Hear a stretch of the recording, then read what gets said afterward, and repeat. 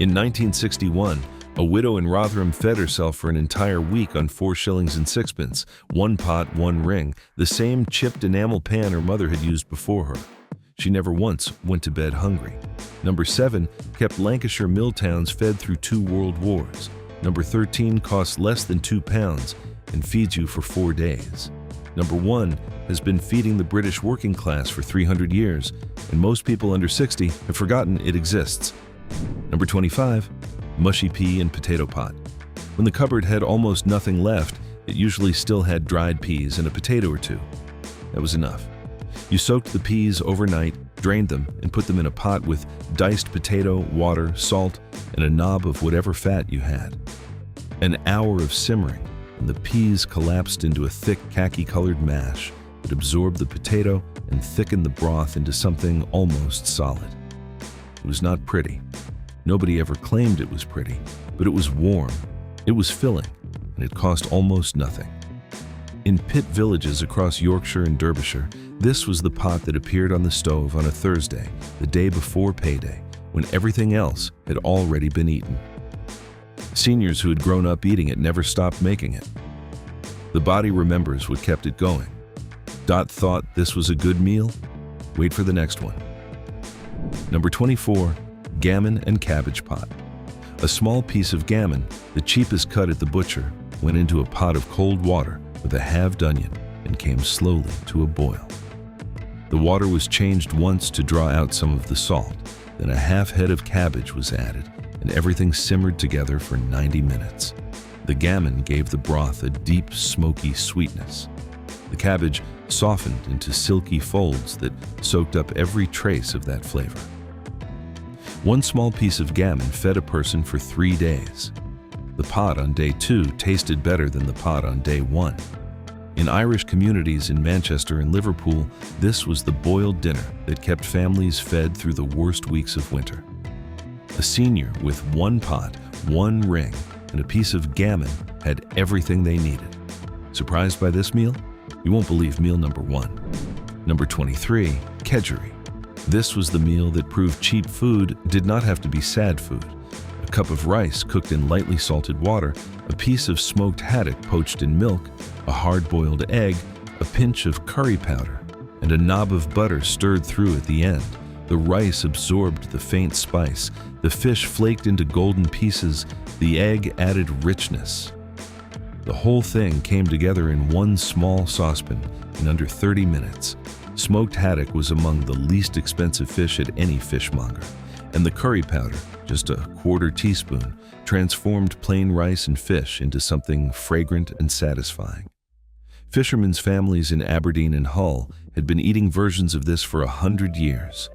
For a senior cooking alone, a single portion cost less than 70 pence and tasted like you had made an effort. Number 22, turnip and carrot stew. 2 carrots, 1 medium turnip, an onion, a stock cube, water. That was the whole recipe. And it produced a stew that was sweeter and more satisfying than its ingredients had any right to suggest. The turnip and carrot were the vegetables that never went out of season, never ran out, and never cost much. You diced everything rough, dropped it into a pot, covered it with water, crumbled in the stock cube, and left it to simmer for 40 minutes. At the end, you could mash it coarsely right in the pot to thicken the broth. A slice of bread on the side, and it was a proper meal. In Scottish working-class kitchens, this was called a bash, a rough mash of whatever roots were cheapest that week. Seniors who had made it for decades made it without measuring anything, entirely by instinct and feel. Number 21, savory rice pot. A cup of rice, 1 onion diced, 1 carrot diced, a stock cube, water, and whatever was left at the bottom of the fridge. That was the principle. You fried the onion briefly in a little fat, added the rice and carrot, poured in twice the volume of stock, covered the pot, and let it absorb everything for 18 minutes. The result was somewhere between a pilaf and a thick soup. It took on the flavor of whatever scraps you added, which meant no 2 pots ever tasted identical. Leftover peas went in. A spoonful of tomato puree went in. A strip of bacon, diced small, went in. The genius was that the meal existed to use what was already there, which meant almost nothing was ever wasted. For a senior on a fixed income, food waste was not a minor inconvenience. It was money thrown directly in the bin. Number 20. Hot pot. Lancashire hot pot was never a restaurant dish. It was a working family's answer to the question of how you feed several people on very little meat without anyone leaving the table hungry. For a senior cooking alone, the proportions shrank, but the principle remained identical. A small amount of cheapest neck of lamb or mutton, sliced onion, a little carrot, seasoning, enough water or stock to barely cover, and a tight layer of sliced potato across the top. The pot went into a low oven and stayed there for 2 hours. The potato layer absorbed the steam and turned golden on top while softening into the broth beneath. In Wigan, Burnley, and Bolton, hot pot was eaten every week for generations. A single small pot fed one person for 3 days. You simply reheated it and ate it again, and it was better each time. Here is what most conversations about elderly people and food get completely wrong. They focus on nutrition. They talk about vitamins and protein ratios and caloric intake, as if the problem is that seniors do not know that vegetables are good for them. The actual problem is simpler and harder to solve. Cooking for one person feels pointless. The portions are small. Washing up seems disproportionate to the meal. The kitchen is too quiet. The chair opposite is empty, and the voice that used to say that smells good is not there anymore. The meals on this list were never just cheap, they were survivable. You could make them tired. You could make them with stiff hands and a bad back, and a kitchen that had not been properly scrubbed in a fortnight.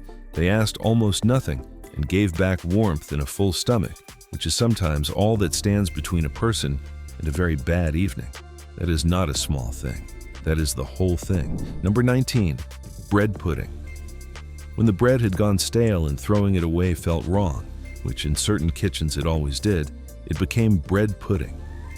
You tore the stale bread into chunks, soaked it in warm milk until soft, squeezed out the excess, then mixed it with sugar, a beaten egg, a handful of dried fruit, and a pinch of spice. It went into a greased pot or baking dish and baked slowly until set and golden on top.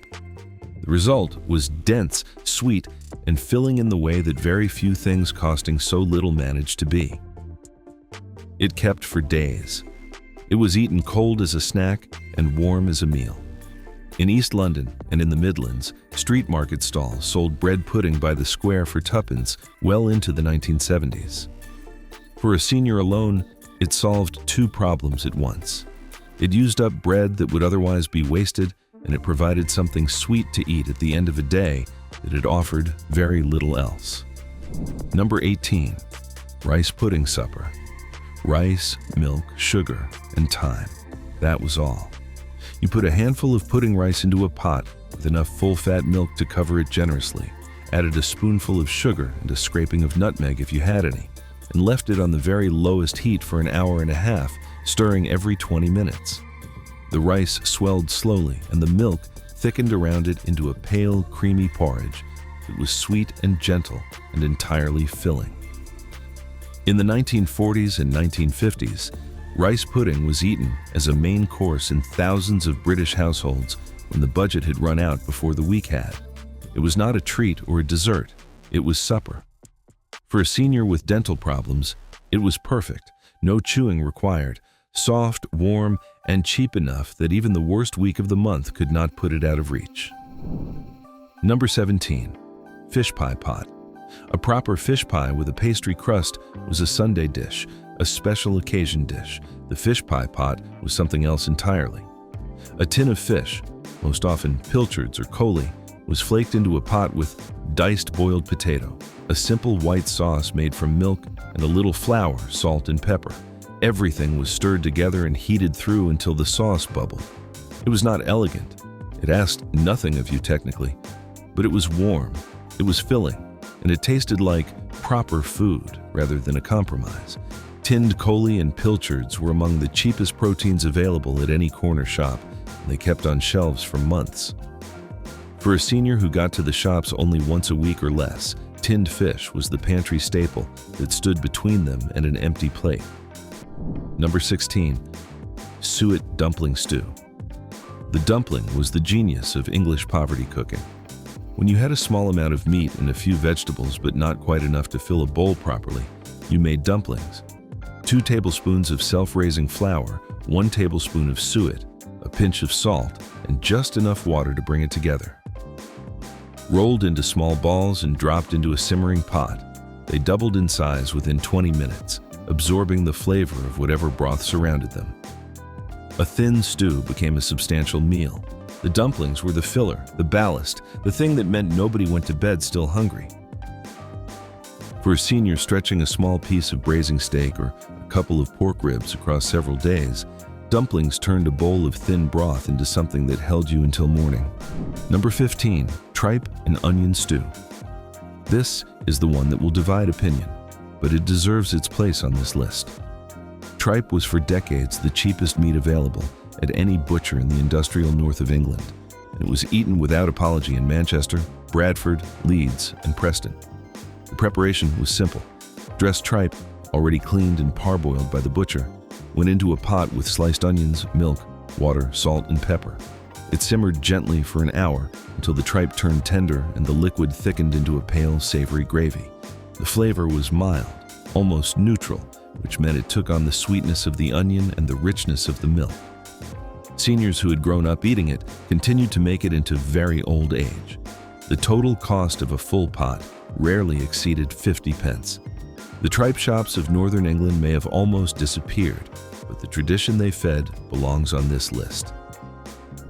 Number 14, parsnip and potato soup. This was the winter soup that cost almost nothing and tasted like something a good restaurant would charge handsomely for. 2 parsnips, peeled and diced, 2 potatoes, peeled and cubed, 1 onion, a stock cube, and water to cover. You put it all in a pot, brought it to a boil, and simmered it for 30 minutes until everything was completely soft. Then you mashed it roughly with a fork, right in the pot, so the soup stayed chunky but thickened to a creamy consistency. No blender required, no cream required. The parsnip provided natural sweetness and body. The potato gave it substance. In rural England and in Welsh valleys, parsnips were grown in almost every kitchen garden well into the post-war period, because they survived the frost and needed almost no tending. For a senior cooking in January with very little money, a pot of parsnip and potato soup was warmth you could feel from the inside. Number 13, split pea and ham hock pot. Nothing was wasted in a kitchen that understood hunger. When the gammon had been eaten, the ham hock that cost less than £1 at the butcher or supermarket went straight into a pot with a cup of split yellow peas, a sliced onion, and enough water to cover everything by 2 inches. It simmered for 3 hours on the lowest heat. The peas dissolved completely. The hock surrendered every trace of smoky, salty richness it held. What remained was a thick golden soup so dense it could almost be eaten with a fork. In Yorkshire, this was what district nurses of the 1960s recommended specifically to elderly patients living alone, because it kept in the refrigerator for 5 days, provided complete protein, and required almost no effort to reheat. The hock was free in the sense that it was already paid for as part of Sunday's dinner. This was arithmetic, and the arithmetic worked. Here is something that food writers almost never say out loud. The ingredients that kept elderly British people alive and independent for the better part of a century are precisely the ingredients that no one can make money selling you. Split peas, parsnips, pearl barley, dripping, suet, oats, stale bread. There is no advertising budget behind a bag of dried peas. There is no celebrity face on a turnip. The profit margin on a ham hock is pennies. These are the foods that supermarkets relegate to the bottom shelf, the foods that food media ignores because no sponsored post was ever built around a pot of barley broth. Meanwhile, ready meals marketed specifically to elderly people eating alone cost £3.50 and contain less actual nutrition than a bowl of lentil soup that costs 20 pence. That is not an accident of the market. That is the market working exactly as intended. Number 12. Stargazy-style fish pot. Along the coast of Cornwall and Devon, fishing communities had always understood that the cheapest fish made the best soup. This simplified one-pot version took cheap white fish, most often coley, pollock, or whiting, and placed it in a pot with diced potato, sliced onion, water, salt, and a scraping of butter. The fish poached gently in the liquid for 20 minutes, flaking apart into the broth and turning the potato starchy and soft. It was finished with a splash of milk and a crack of black pepper. The result was thin but deeply flavored, the kind of soup that tasted of sea air and warmth and something older than restaurants.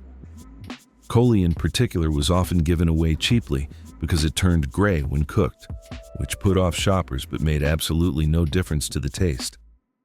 For a senior who knew this, coley was the best-kept secret at the fishmonger's counter. Number 11. Cabbage soup. A whole head of cabbage cost next to nothing. You quartered it, roughly chopped it, and dropped it into a pot with a sliced onion, a stock cube, water, salt, and a little pepper. 30 minutes of simmering, and the cabbage turned sweet and soft, releasing its flavor into a broth that was thin but satisfying and deeply warming. It was the meal that said, "The cupboard is almost empty, and I'm still going to eat tonight." Polish and Ukrainian families who had settled in the mining communities of South Wales and the Midlands brought versions of this recipe with them. It crossed every cultural line because poverty crosses every cultural line. For a senior who needed something hot in their stomach and had very little to spend, cabbage soup required nothing more than a pot, a ring, and about 12 minutes of standing. Number 10. Mutton and root veg pot. Before lamb replaced it in British butcher shops, mutton was the working person's meat. Tougher, stronger in flavor, and significantly cheaper. It demanded only one thing that most people in a hurry were not willing to give it: time. A small piece of scrag end or neck of mutton went into a pot with diced carrot, turnip, and potato, an onion, water, salt, and a sprig of thyme. It simmered for 2.5 hours on the lowest possible heat. Given that time, the mutton fell apart entirely, releasing a depth of flavor into the broth that younger, more expensive lamb could not match. For a senior with patience and a low gas ring, this was the meal that turned a very cheap cut into something that tasted expensive. The whole pot cost under £1 and fed one person for 4 days. Number 9. Oatmeal porridge supper. This is the entry that will surprise most people because porridge is breakfast food. Everyone knows that, except that for a large part of British history, it was not. Savory oatmeal porridge was eaten as an evening meal across Scotland, the north of England, and rural Wales for centuries, and it continued to appear on the tables of elderly people well into the 1970s. You made it exactly as you would make breakfast porridge, with rolled oats, water, and a pinch of salt, but you added a crumbled stock cube, a little pepper, and sometimes a spoonful of dripping stirred through at the end. The result was thick, hot, and deeply filling. A bowl of savory oat porridge cost less than 10 pence and kept a person satisfied until the following morning. For a senior who could barely stand and had almost nothing in the house, this was the meal that asked the very least and still delivered warmth and substance. Number 8. Bubble and squeak stew. The original bubble and squeak was a fried leftover dish made in a pan with cold mashed potato and cooked cabbage pressed into a cake. The stew version was what you made when you had the same ingredients but less energy. Leftover or fresh potato and cabbage went into a pot with a little stock or water, salt, and whatever fat was to hand. Everything simmered together until the potato began to break apart and thicken the liquid into something between a broth and a mash. Some people added a little mustard. Some added a spoonful of Worcestershire sauce. The flavor was mild and savory and entirely comforting. For a senior who needed to eat but could not stand over a frying pan managing the heat and the turning, the stew version of this dish was the version that was actually manageable.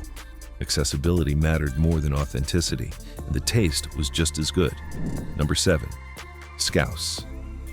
In Liverpool, scouse was not a recipe. It was a way of life. The word itself came from lobscouse, a sailor's stew brought into port by Norwegian and Scandinavian merchants, and it was adopted so completely by Liverpool's working communities that it gave the city its nickname. The principle was simple: cheap meat, usually neck of lamb or beef skirt, potatoes, onion, carrot, and water. Everything went into one pot and cooked slowly for 2 or more hours until the meat was falling apart and the potato had dissolved into the broth, thickening it into a dense mahogany-colored stew. On the very worst weeks, there was no meat at all, only vegetables, and it was called blind scouse.